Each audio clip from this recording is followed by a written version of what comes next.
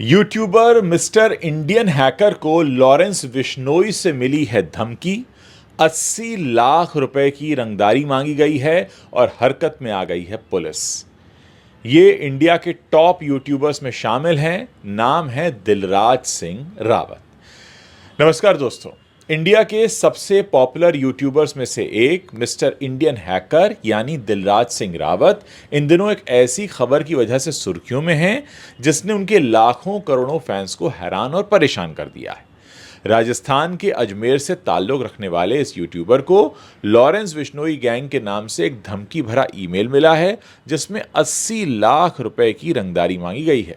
इस सनसनीखेज घटना ने न सिर्फ दिलराज और उनके परिवार को डर के साए मिला दिया है, बल्कि पुलिस और साइबर क्राइम सेल को भी तुरंत एक्शन लेने के लिए मजबूर कर दिया है।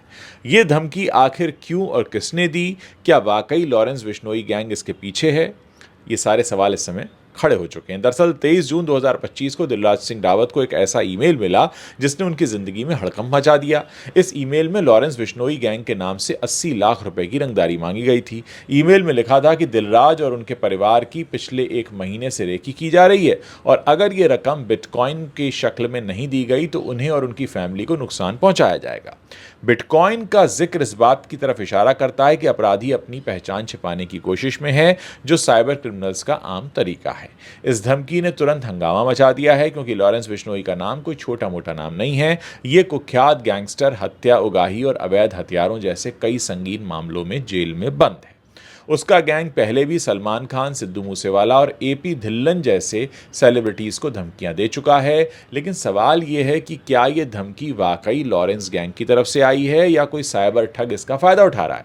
हाल ही में जोधपुर और बीकानेर में भी लॉरेंस के नाम से धमकी भरे ईमेल भेजे गए थे, जिससे शक अब और गहरा हो गया है। दिलराज ने बिना देर किए इस मामले की शिकायत 25 जून को अजमेर के आदर्श नगर पुलिस स्टेशन में दर्ज की है। पुलिस ने इस मामले को गंभीरता से लिया है और तुरंत जांच शुरू कर दी है।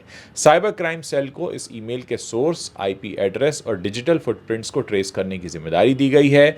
सिटी एएसपी हैं हिमांशु जांगड़, ये बताते हैं कि शुरुआती जांच में लॉरेंस बिश्नोई का नाम सामने आया है, लेकिन बिना किसी ठोस सबूत के इसे हम पक्के तौर पर नहीं कह सकते। पुलिस का मानना है कि साइबर क्रिमिनल्स अक्सर बड़े गैंग्स के नाम का इस्तेमाल करके मशहूर हस्तियों को निशाना बनाते हैं, इसीलिए वो हर संभव एंगल से जांच कर रहे हैं। हालांकि दिलराज और उनके परिवार को तुरंत सुरक्षा दे दी गई है और पुलिस ने इस केस को प्राथमिकता पर रखा है। लेकिन ये सवाल अभी भी बना हुआ है कि आखिर मिस्टर इंडियन हैकर को कोई निशाना क्यों बनाएगा। इस सवाल का सटीक जवाब अभी तक सामने नहीं आया है। जानकारों का मानना है कि दिलराज की जबरदस्त लोकप्रियता और आर्थिक कामयाबी उन्हें अपराधियों के लिए आसान टारगेट बनाती है। उनके यूट्यूब चैनल पर 4,58,00,000 से भी ज़्यादा सब्सक्राइबर्स हैं और उनके सोशल मीडिया प्लेटफॉर्म्स यानी यूट्यूब, इंस्टाग्राम, फेसबुक और एक्स पर कुल मिलाकर 6 करोड़ से ज़्यादा फॉलोअर्स हैं। उनकी नेटवर्थ भी 30 करोड़ रुपए के आसपास की बताई जाती है। ऐसे में रंगदारी मांगने वाले गैंग्स के लिए वो एक बड़ा टारगेट हो सकते हैं। पुलिस का कहना है कि यह ज़रूरी नहीं कि धमकी लॉरेंस के गैंग की तरफ से हो सकता है कोई साइबर ठग उनका नाम इस्तेमाल करके डर का माहौल बना रहा हो। साइबर क्राइम का यह तरीका हाल ही के सालों में काफ़ी तेज़ी से बढ़ा है, जहां अपराधी बड़े गैंग्स के नाम का सहारा लेते हैं। फिर भी पुलिस इसमें कोई कसर नहीं छोड़ रही है और इस मामले की गहराई से जांच कर रही है। इस मामले के बाद लगातार लोग मिस्टर इंडियन हैकर यानी कि दिलराज सिंह रावत के बारे में इंटरनेट पर सर्च कर रहे हैं। तो चलिए अब बात करते हैं उस शख्स की जिसने अपनी मेहनत और क्रिएटिविटी से एक छोटे से शहर अजमेर से निकलकर पूरी दुनिया में नाम कमाया। दिलराज सिंह रावत का जन्म 8 जनवरी 1996 के दिन राजस्थान के अजमेर शहर में हुआ था। उनके पिता एक किसान हैं और माँ हाउसवाइफ।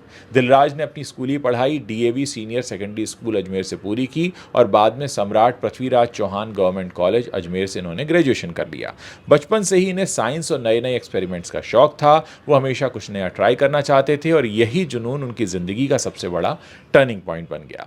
दिलराज की कहानी किसी इंस्पिरेशनल मूवी से कम नहीं है। महज 16 साल की उम्र में साल 2012 में उन्होंने मिस्टर इंडियन हैकर नाम से अपना यूट्यूब चैनल शुरू किया। उस वक्त उनके पास न तो कोई बड़ा बजट था, ना ही कोई हाईटेक कैमरे और ना ही कोई स्टूडियो। बस एक जुनून था और कुछ दोस्तों का साथ मिल गया था। वो अपने दोस्तों के साथ मिलकर साइंस एक्सपेरिमेंट्स, मज़ेदार प्रैंक्स और गाड़ियों के मॉडिफिकेशंस के वीडियोस बनाते थे।